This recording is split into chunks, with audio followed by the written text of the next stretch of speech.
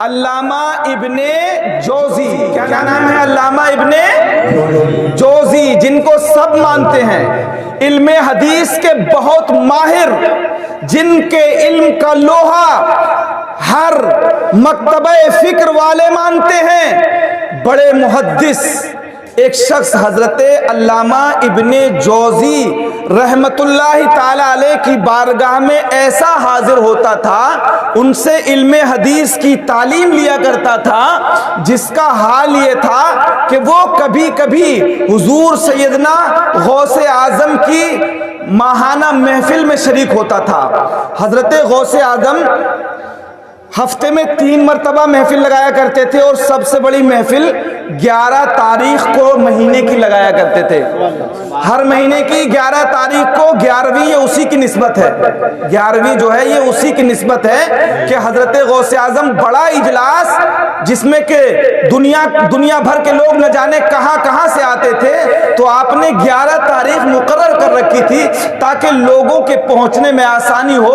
اس میں آپ خطاب فرمایا کرتے تھے، تو اس میں وہ شخص حاضر ہوتا تھا، اور وہ حضرت غوث اعظم کا بھی بہت بڑا معتقد تھا، بلکہ بعض نے کہا کہ وہ غوث اعظم کا مرید تھا. ابن جوزی کے پاس حدیث سیکھنے کے لیے آتا تھا. کیا سیکھنے کے لیے آتا تھا؟ حدیث سیکھنے کے لیے آتا تھا. حدیث سیکھنے کے لیے بھی پہلے لوگ دیکھتے تھے کہ حدیث کس سے پڑھنا ہے، حدیث کس سے پڑھنا ہے، پہلے شخصیت کو دیکھتے تھے. آج تو ہم دین سیکھنے کا معاملہ ہے تو ہر کونے پہ کھڑے ہوئے آپ کو دین کے ٹھیکیدار مل جاتے ہیں. آپ جسے چاہے راستہ چلتے پھرتے سے حدیث پوچھنا شروع کر دیتے ہیں، جو چاہے آپ کو چلتے پھرتے حدیث سنانا شروع کر دیتا ہے. عزیزان ملت اسلامیہ، حیرت کی بات ہے، دین کو کتنا آسان کر دیا، دین کو کتنا سستا کر دیا. آپ دیکھیں، ایک صاحب مجھ سے کہنے لگے دین بہت آسان ہے. میں نے کہا کتنا آسان ہے؟ بولے اب تو آپ کو کچھ بھی دیکھنا ہو، اگر آپ کو دین سمجھنا ہے تو انٹرنیٹ پہ سرچ کر لیجئے، جس حدیث کو چاہیں جو چاہیں. میں نے کہا مگر اس سے اگر دین آسان ہو گیا ہوتا ہے انٹرنیٹ سے، تو پھر ڈاکٹری بھی آسان ہو گئی ہوگی، انجینئر بھی آسان ہو گئے ہوں گے، اب پڑھانے کی ضرورت نہیں ہے. کسی کو اگر انجینئرنگ کے حوالے سے کوئی مسئلہ تلاش کرنا ہو تو وہ انٹرنیٹ پہ تلاش کر لے. اگر کسی کو آپریشن کرنا ہو تو ہاسپٹل ڈاکٹرز کے پاس نہ جائے، بلکہ انٹرنیٹ پہ پورا میٹرز موجود ہے، مواد موجود ہے، بس اس میں دیکھے اور آنکھ کا آپریشن شروع کر دے. بولو یہ ایسا کرنا صحیح ہوگا؟ کیوں صحیح نہیں ہوگا؟ بھائی انٹرنیٹ پہ پڑھا ہوا ہے سارا مواد، ڈاکٹروں کو پڑھایا جاتا ہے، انٹرنیٹ سے نکال کے پڑھایا جاتا ہے. تو آپ آپریشن نہیں کر سکتے؟ آنکھ کا آپریشن، گردے کا آپریشن، ہارٹ کا آپریشن کیوں نہیں کر سکتے؟ تو آپ کہیں گے مولانا صرف انٹرنیٹ پہ پڑھا ہونا کافی نہیں ہے، اس کے جاننے کے لیے استاذوں کے آگے، بڑے بڑے پروفیسروں کے آگے زانوئے ادب طے کرنا پڑے گا، تب ڈاکٹر بنتا ہے. 10 سال بڑی محنت کرنا پڑتی ہے. جو چاہے انٹرنیٹ سے لے کے اور آپریشن کرنا شروع کر دے. میں نے کہا بیٹا یہی تو میں سمجھانا چاہتا ہوں، انٹرنیٹ سے اگر تو ڈائریکٹ حدیث لے گا تو تجھے نہیں پتا کہ ناسخ کیا ہے، منسوخ کیا ہے. ارے قرآن پاک میں بھی بے شمار آیتیں ایسی ہیں جو پہلے حکم کچھ تھا بعد میں منسوخ کر دیا گیا. ایسے ہی احادیث طیبہ کے بڑے خزانے میں اتنا موجود ہے، مگر ناسخ اور منسوخ کا علم ہونا ضروری ہے، تب کہیں کوئی حدیث سے مسئلہ استنباط کر سکتا ہے. بات سمجھ میں آ رہی ہے آپ کے؟ پہلے دین سمجھنے کے لیے پہلے جس سے سمجھ رہا ہے اس استاد کو بھی دیکھنا ضروری ہوتا تھا. آج تو گھر گھر، چوراہے چوراہے پہ، کل تک دیکھتے تھے ریڑھی لگاتا تھا، آج پتا چلا کہ وہ دین کا ٹھیکہ لیے بیٹھا ہے. خود دین نہیں سمجھا مگر دوسروں کو دین سمجھا رہا ہے. خود نماز یاد نہیں ہے مگر دوسروں کو نماز کی تعلیم دے رہا ہے. بولو نماز جاہل سے سیکھنا چاہیے، عالم سے سیکھنا چاہیے؟ مسجدوں کے اماموں سے سیکھنا چاہیے یا چوراہوں پہ چلتے پھرتے لوگوں سے سیکھنا چاہیے؟ مسجد کا امام بیچارہ بیٹھا ہوا ہے، ایک جاہل کھڑا ہو کے تبلیغ کر رہا ہے. ابے امام بیچارہ 10 سال پڑھ کے آیا ہے, یہ ماہر ہے حدیث کا, اسے پتا ہے قرآن پاک میں کہاں کیا ہے, کس بات سے ہمیں کرنا چاہیے, کس بات سے کیا مسئلہ استنباط ہوگا. جو 40 دن اگر گھوم آئے, چوراہوں پر چکر لگا دے تو وہ عالم ہو جائے. اگر ایسے عالم ہوتے تو ڈاکٹرز بھی ایسے ہو جانے چاہیے, انجینئرز بھی ایسے ہو جانے چاہیے. بند کر دی جائیں یونیورسٹیاں, بند کر دیے جائیں یہ مدرسے. اگر یہ چوراہوں پہ ہی اگر ہو جاتا ہے سارا کام, تو عزیزان ملت اسلامیہ بند ہو جانے چاہیے بڑے بڑے مدرسے, بند ہو جانے چاہیے بڑے بڑے کالج, بند ہو جانی چاہیے بڑی بڑی یونیورسٹیاں. اس کا مطلب یہ ہے دین سیکھنے سے پہلے اس دیندار کو بھی دیکھ لو جو دین سکھا رہا ہے. ہر ایک سے دین نہیں سیکھنا چاہیے. قرآن پاک اگر بد مذہب سے پڑھو گے تو بد مذہب ہو جاؤ گے. یضل بہ کثیرا ویہدی بہ کثیرا, اسی قرآن کو پڑھنے والے بہترے گمراہ ہو جاتے ہیں اور اسی سے ہدایت کا نور ملتا ہے. قرآن ہی ہدایت دیتا ہے اور قرآن ہی سے لوگ گمراہ ہو جاتے ہیں. عزیزان ملت اسلامیہ, اب آپ ذرا توجہ اپنی, میں نے اصول بتا دیا, اب آپ میری توجہ کیجئے, ادھر توجہ کیجئے. دیکھیں, حضرت غوث اعظم کے پاس ایک شخص حدیث سیکھنے کے لیے آتا تھا. کیا سیکھنے کے لیے آتا تھا؟ آپ کے درس میں تفسیر سننے کے لیے آتا تھا. اور ابن جوزی کے پاس بڑے محدث تھے نا, اس لیے حدیث سیکھنے کے لیے آتا تھا. ایک دن ابن جوزی سے کہنے لگتا ہے, ابن جوزی کا وہ شاگرد جو حدیث سیکھتا تھا, کہتا ہے کہ حضور ہمارے شیخ, ابن جوزی سے کہتا ہے, وہ شاگرد کہتا ہے کہ حضور ہمارے شیخ عبد القادر جیلانی غوث اعظم قدس سرہ العزیز ہیں, ذرا کبھی آپ ان کی محفل درس میں بھی پہنچ کے دیکھیں. ابن جوزی کو بڑا غرور تھا, ان کو اپنے علم کا بہت غرور تھا. انہیں پتا تھا کہ مجھ سے بڑا اس وقت روئے زمین پر کوئی اور بھی محدث ہو سکتا ہے. ابن جوزی یہ سمجھتے تھے علم حدیث. اور پھر صوفیہ, وہ کہتے ہیں ان صوفیوں کے پاس کیا ہے؟ کہا وہ صوفی تو ہیں عبد القادر جیلانی. اسے نہیں پتا تھا کہ وہ صوفیوں کے امام ہیں. اللہ جب اپنا فضل کسی پر فرماتا ہے تو انہیں علم لدنی عطا کرتا ہے, جو کتابوں سے بھی نہیں ملتا ہے, جو کتابوں سے نہیں ملتا, بلکہ اللہ کے فضل سے اپنے بندوں کو اللہ عطا کرتا ہے. اپنے فضل سے اپنے بندوں کو اللہ عطا کرتا ہے. ابن جوزی کو یہ دماغ میں بات تھی کہ صوفیوں کے پاس تو کچھ نہیں ہوتا. معاذ اللہ وہ سمجھتے تھے کہ یہ تو جاہلوں کی جماعت ہے. کبھی جو ہے انہیں کسی صوفی سے واسطہ نہیں پڑا تھا, انہیں کسی صوفی سے واسطہ نہیں پڑا تھا. تو ابن جوزی بہت بڑا نام ہے محدثین میں سے. ابن جوزی نے کہا کہ میرا عبد القادر سے کیا لینا دینا ہے, میں علم حدیث کا ماہر ہوں, اگر تمہیں سیکھنا ہے تو میرے پاس آیا کرو. تم دیکھتے ہو میں علم حدیث پر کتنی طلاقت لسانی سے بولتا ہوں. تو کہا حضور ایک مرتبہ میری خواہش ہے. کہا کیا کرتے ہیں وہ؟ کہا وہ قرآن پاک کا درس دیتے ہیں. ویسے تو ہفتے میں 3 دفعہ ان کی محفل سجتی ہے, اور ان کی محفل میں 70 ہزار لوگ موجود ہوا کرتے. چھوٹا موٹا مجمع نہیں ہوتا, 70 ہزار لوگ شیخ عبد القادر جیلانی غوث اعظم کو سننے کے لیے جاتے تھے. عزیزان ملت اسلامیہ, ابن جوزی نے ایک دن ارادہ کر ہی لیا. جب اپنے شاگرد کو بار بار توجہ دلاتے ہوئے دیکھا تو ایک دن ارادہ کر لیا کہ چلو چلتے ہیں شیخ عبد القادر جیلانی کے پاس چلتے ہیں. عزیزان ملت اسلامیہ, جب ابن جوزی بغداد پہنچے, حضرت سیدنا امام ربانی شیخ جیلانی حضرت سیدنا شیخ عبد القادر جیلانی کی محفل واز سجی ہوئی ہے. یہ 11ویں کی محفل غوث اعظم سجائے ہوئے ہیں, 70 ہزار کا مجمع ہے. ابن جوزی کو پیچھے جگہ ملتی ہے. اللہ ابن جوزی کو بڑے ابن جوزی نے جب کھڑے ہو کر نگاہ ڈالی، دیکھا بڑے بڑے محدث یہاں موجود ہیں، بڑے بڑے علم تفسیر کے ماہرین حضرت غوث اعظم کی بات سننے کے لیے، ان کی تفسیر سننے کے لیے حاضر ہیں۔ تو ابن جوزی پر اثر تو پڑا مگر بیٹھ گئے کہ دیکھیں آخر بیان کیا کرتے ہیں۔ حضرت سیدنا شیخ عبد القادر جیلانی نے اشارہ فرمایا، ایک قاری کھڑا ہوا اور اس نے قرآن پاک کی ایک آیت کریمہ کی تلاوت کی۔ کتنی آیتوں کی؟ ذرا زور سے بتائیے کتنی آیتوں کی؟ ایک آیت کریمہ کی تلاوت کی۔ اب حضرت سیدنا غوث اعظم نے اس کی تفسیر بیان کی، ایک تفسیر بیان کی۔ تو ابن جوزی کے شاگرد نے پوچھا کہ حضور، جو ہمارے شیخ عبد القادر جیلانی بیان کر رہے ہیں، کیا یہ تفسیر آپ کے علم میں تھی؟ یہ تفسیر آپ کے علم میں تھی؟ تو ابن جوزی نے مسکرا کر کہا، ہاں یہ تو میں جانتا ہوں۔ پھر تھوڑی دیر کے بعد غوث اعظم نے اس کی دوسری تفسیر بیان کی۔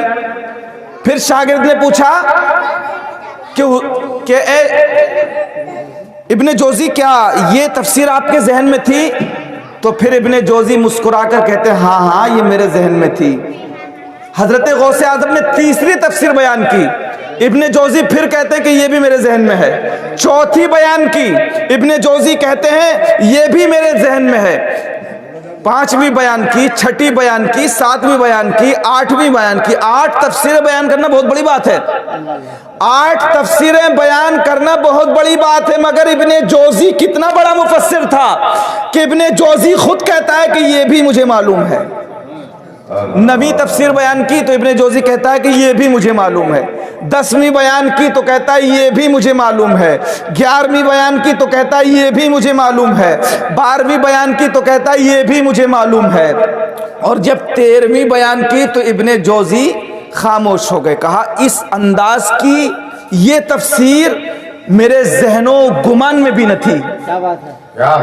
اس کے بعد غوث اعظم نے 14ویں تفسیر بیان کی، ابن جوزی اور حیرت میں پڑے۔ پھر غوث اعظم نے 15ویں تفسیر بیان کی، ابن جوزی کی حالت بگڑنے لگی۔ حضرت غوث اعظم نے پھر 15ویں 16ویں 17ویں نہیں بلکہ اسی ایک آیت کی 40 تفسیریں بیان کی۔ ابن جوزی کا عجیب حال ہو گیا۔ ابن جوزی کہتے ہیں میرے دماغ کی نسیں پھٹنے کو تھیں۔ اللہ اللہ، اتنا بڑا علم تو روئے زمین پر کسی اور کو ہوگا ہی نہیں۔ ابن جوزی کہتے ہیں جب اس کی ایک آیت کی تفسیر کا یہ عالم ہے تو پھر پورے قرآن کی جب یہ تفسیر کرے گا تو حال کیا ہوگا۔ 40 بیان کرنے کے بعد غوث اعظم شیخ عبد القادر جیلانی کہتے ہیں ٹھہر جاؤ لوگو، ٹھہر جاؤ، یہ تو تھا قال، یہ تو تھا قال جس کی طرف اب تک آپ متوجہ ہو، اب آپ حال کی طرف آ جاؤ۔ اب غوث اعظم نے جب وہ رموز و اسرار بیان کیے جو اللہ تبارک و تعالیٰ نے ان کے دل پر القا کیے تھے، ابن جوزی کہتے ہیں کہ 70 جنازے اس میں سے میں نے اولیاء کرام کے اٹھتے ہوئے دیکھے، اور کہتے ہیں ابن جوزی مجھے غش آ گیا اور میں نے اپنے کپڑے پھاڑ دیے۔ بے خود ہو جاتے ہیں ابن جوزی۔ عزیزان ملت اسلامیہ، جب کتاب سے تھوڑا علم ہو تو تخت بلقیس یوں ہی آ جائے پلک جھپکنے سے پہلے، اور امت محمدیہ کے اس غوث کو جو چٹکیوں میں 40 تفسیریں ایک آیت کی بیان کر دیں، اس کی طاقت کا انکار کرتے ہوئے ان مسلم نما جاہلوں کو شرم نہیں آتی؟ ان کی طاقتوں کا انکار کرتے ہو؟ ارے قرآن کو پڑھا نہیں تم نے؟ قرآن میں اولیاء کرام کی کرامات موجود ہیں۔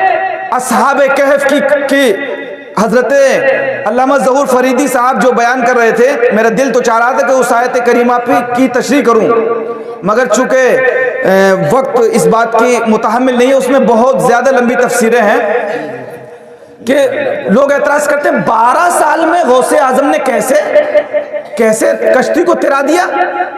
کیونکہ وہ اپنی عقل کے پچھر گھماتے ہیں نا، انہیں پتہ نہیں ہے اصحاب کہف 309 سال تک ایک غار میں سوتے رہے۔ کیا بات ہے، 309 سال قرآن پاک میں ہے یہ، اور قرآن فرماتا وَتَرَى الشَّمْسَ إِذَا طَلَعَتْ تَزَاوَرُ عَنْ كَهْفِهِمْ ذَاتَ الْيَمِينِ وَإِذَا غَرَبَتْ تَقْرِضُهُمْ ذَاتَ الشِّمَالِ وَهُمْ فِي فَجْوَةٍ مِّنْهُ ذَلِكَ مِنْ آيَاتِ اللَّهِ مَنْ يَهْدِ اللَّهُ فَهُوَ الْمُهْتَدِ وَمَنْ يُضْلِلْ فَلَنْ تَجِدَ لَهُ وَلِيًّا مُرْشِدًا۔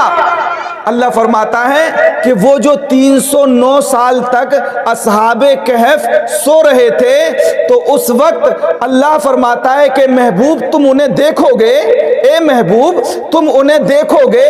اصحاب کہف کا واقعہ بہت پہلے ہوا ہے، مگر حضور سے اللہ فرماتا ہے اے محبوب تم انہیں دیکھو گے کہ جب سورج جب ان کی غار کی طرف سے نکلتا ہے، جو 309 سال سو رہے تھے، جب ان کی غار کی طرف سے نکلتا ہے، جب طلوع ہوتا ہے تو ان سے کترا کے نکل جاتا ہے، اور جب واپس جب غروب ہوتا ہے تو ان کی غار سے بچ جاتا ہے، جبکہ وہ غار کے کھلے میدان میں ہیں۔ اور 309 سال تک سونے کے بعد، اور یہی نہیں بلکہ ان کی صحبت میں بیٹھنے والا کتا بھی سلامت رہا، ان کے جسم کو مٹی نے نہیں کھایا۔ اور دیکھیے یہاں ولیوں کی محبت میں اگر کتا بھی ہو نا تو اسے بھی زندگی جاودہ مل جاتی ہے، کتا بھی ہو۔ ابے ہم تو انسان ہیں، اللہ تعالیٰ تو اگر کسی ولی سے اگر کسی کتے کو نسبت ہو جائے تو اس کا تذکرہ بھی اپنے پاک قرآن میں بیان کرتا ہے، اور اسٹائل بھی بتاتا ہے کہ وہ غار کے دہانے پر کیسے بیٹھا ہے۔ وَقَلْبُهُمْ بَاسِطٌ ذِرَاعِهِ بِالْوَسِيدِ، کہ وہ پیر پسارے بیٹھا ہوا ہے۔ ابے اللہ کے ولی کی دربار میں اگر کتا پیر پسار کے بیٹھ جائے تو اس کے اسٹائل تک کو اللہ تعالیٰ قرآن میں بیان کرتا ہے، اسٹائل کو بیان کرتا ہے۔ عزیزان ملت اسلامیہ، تو معلوم ہوا جب وہ 309 سال تک وہ غار میں رہیں اور وہ نیند طاری کر دے اللہ تعالیٰ، اور وہ 309 سال کے بعد بھی ان کا کتا بھی سلامت رہے اور وہ دوبارہ سے ظاہر ہو جائے، تو اگر شیخ عبد القادر جیلانی اگر 12 سال ڈوبی ہوئی کشتی کو اگر باہر گرا دے تو اس میں تعجب کی کیا بات ہے؟ اس میں تعجب کی کیا بات ہے؟ ارے اللہ تبارک و تعالیٰ اپنے ولیوں کو یہ طاقت عطا فرماتا ہے، اپنے ولیوں کو یہ قوت عطا فرماتا ہے جو اس کے ہو جاتے ہیں۔ حدیث مصطفیٰ حدیث قدسی میں ہے کہ اللہ فرماتا ہے کہ میں اس کی زبان ہو جاتا ہوں، جو اس کے محبوب ہو جاتے ہیں۔ اللہ فرماتا ہے میں اس کے کان ہو جاتا ہوں، جس سے وہ سنتا ہے، میں اس کی زبان ہو جاتا ہوں جس سے وہ بولتا ہے، میں اس کی آنکھیں ہو جاتا ہوں جس سے وہ دیکھتا ہے۔ اب دور و نزدیک جو ہے اس کے لیے کوئی معنی نہیں رکھتا۔ حضرت عمر فاروق اعظم ممبر مدینہ پہ بیٹھ کر حضرت ساریہ کو مقام نہون میں کہتے ہیں یا ساریت الجبل، یا ساریت الجبل، اے ساریہ ذرا پہاڑ کے پیچھے دیکھو، ایک لشکر تمہیں نقصان پہنچانا چاہتا ہے۔ حضرت ساریہ کہتے ہیں مقام نہون میں کہ ہم نے حضرت فاروق اعظم کی آواز کو یوں محسوس کیا جیسے وہ مدینے میں نہیں بلکہ میرے کان میں بول رہے ہوں۔ حضرت ساریہ سینکڑوں میل دوری پہ سن لیتے ہیں۔ لوگ کہتے ہیں غوث اعظم وہاں سے کیسے سن لیں گے؟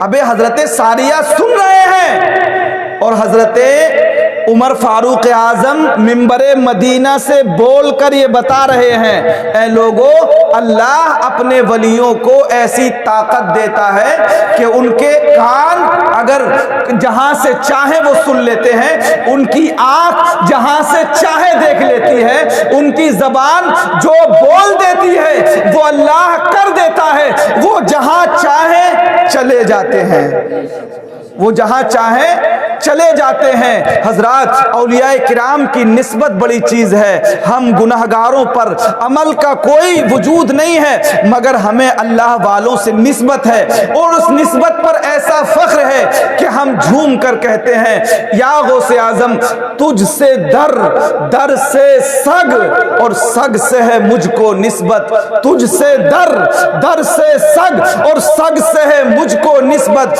میرے گلے میں بھی ہے دور کا ڈورا تیرا۔ اور اس نشانی کے جو سگ ہیں نہیں مارے جاتے۔ اگر کسی کتے کے گلے میں پٹا پڑا ہو تو اسے مارنے کی ہمت نہیں کرتا، آوارہ کتے تو چاہے جہاں پیٹ لیے جاتے ہیں، مگر جس کے گلے میں پٹا پڑا ہوتا ہے، اب یہ آوارہ کتے ہی تو ہو گئے لوگ۔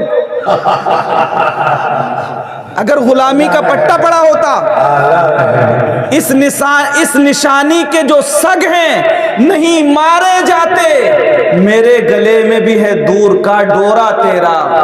اور فرماتے ہیں امام اہل سنت، امام اہل سنت، واہ کیا مرتبہ اے غوث ہے بالا تیرا، تجھ سے در، در سے سگ، سگ سے ہے مجھ کو نسبت، میرے گلے میں بھی ہے دور کا ڈورا تیرا۔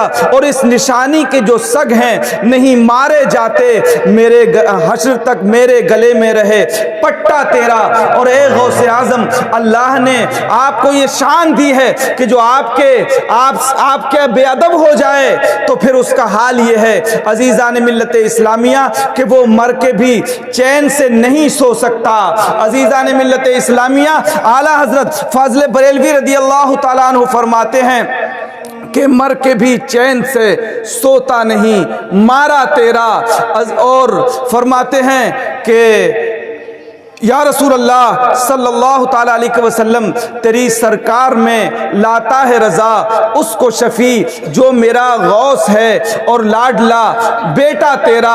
اور میں نے جو قرآن مجید کی آیت کریمہ تلاوت کی، اس میں اللہ تعالیٰ فرماتا ہے کہ اے میرے بندو تم میرا ذکر کرو، میں تمہارا ذکر کروں گا۔ تو جب اللہ اپنے بندوں کا ذکر کرتا ہے تو غوث اعظم کو 1000 سال گزر جاتے ہیں، اور کسی ایک خطے میں نہیں بلکہ کان جدھر لگائیے تیری ہی داستان ہے۔ دنیا ذکر کرنے والے نے ایک جگہ ذکر کیا تھا، مگر جب اللہ ذکر کرتا ہے تو دنیا کے کسی ایک خطے میں نہیں بلکہ ہر حصے میں ان کا ذکر نظر آتا ہے۔ ہر زبان پر یا غوث کے نعرے نظر آتے ہیں۔ اب کوئی مٹانا چاہے کہ یا غوث کے نعرے بند ہو جائے تو ہو نہیں سکتے، اس لیے کہ اب دنیا دار نہیں بلکہ رب اور ان کا پروردگار لڑوا رہا ہے۔ غریب نواز کے نعرے بند نہیں ہو سکتے، امام اہل سنت اعلیٰ حضرت کا تذکرہ بند نہیں ہو سکتا۔ کیوں بند نہیں ہو سکتا؟ اس لیے کہ اب یہ ذکر جو کر رہا ہے ان کا پروردگار کر رہا ہے، اور رب سے کوئی ٹکر لے نہیں سکتا۔ تجھ سے در، در سے سگ، سگ سے ہے مجھ کو نسبت، میرے گلے میں بھی ہے دور کا ڈورا تیرا۔ واہ کیا مرتبہ اے غوث ہے بالا تیرا، اونچے اونچوں کے سروں سے ہے قدم آلا تیرا، سر بھلا کوئی کیا جانے کہ ہے کیسا تیرا، اولیاء ملتے ہیں آنکھیں وہ ہے تلوا تیرا۔ اللہ تبارک و تعالیٰ کی بارگاہ میں دعا ہے کہ رب قدیر ہمیں اور آپ کو اولیاء کرام کی وفاداری میں زندگی عطا فرمائے، انہی کی نسبتوں میں ہمیں موت عطا فرمائے۔